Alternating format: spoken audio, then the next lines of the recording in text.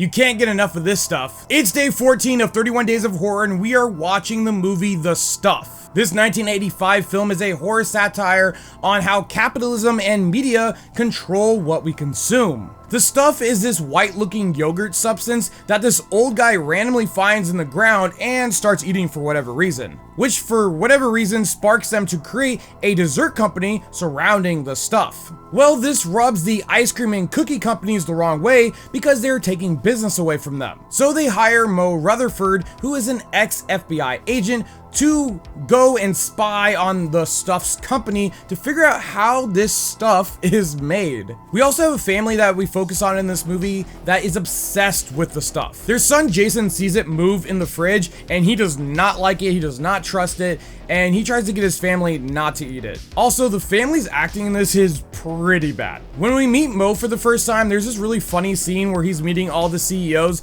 and he goes to shake their hand and he says this. That's a sweaty palm. That's two sweaty palms. Let me feel you. That's another sweaty palm. Yes, sir. Hello, sweaty palms. Which I thought was hilarious. The actor who plays Mo reminds me of a lot of Matthew McConaughey, especially in his mannerisms, and if they ever decide to do a remake of this film, they definitely should hire him because he would be perfect for the role. There's a scene where Jason the kid goes to a supermarket and sees everybody consuming the stuff and trying to buy the stuff, and he does not like this, so he goes on demon time, destroying everything, knocking the stuff out of people's hands, getting a broom and just whacking literally everything off the shelves, and it is pretty funny. Throughout the film, we see just how addicted everybody is to the stuff, except for our main characters who don't touch it whatsoever. We're then introduced to the character named Chocolate Chip Charlie. You're Chocolate Chip Charlie! Who apparently is a CEO to a cookie company until his family kicked him out, but apparently he has deadly fists and he karate chops literally everything. He's a pretty funny character, especially the scenes that he's in. Now, they never really fully explain what the stuff does to people. It's kind of inconsistent.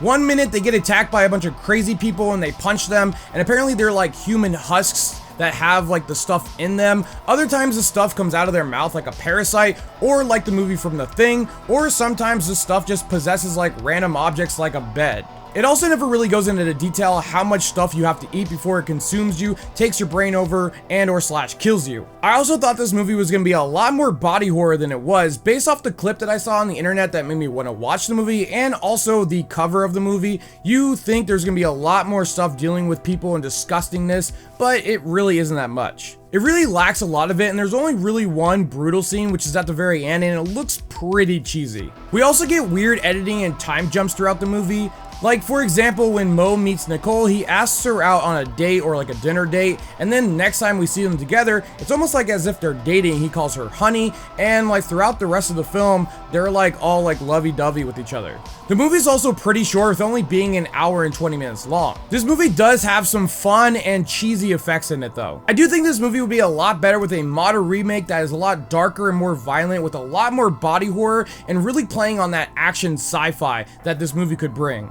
In all, this was a pretty fun B-rated horror movie for the 80s. It had a lot better concept than it was able to pull off though. On a scare meter, this gets a 0 out of 10. On a bloody meter, this gets a 3 out of 10. The movie wasn't really bloody, but I would just say because the body horror scenes, just because of that. This is why I give The Stuff a 6.5 out of 10. If you guys like this review, hit that like button. If you guys want to see more, hit that subscribe button. And as always, thanks for watching.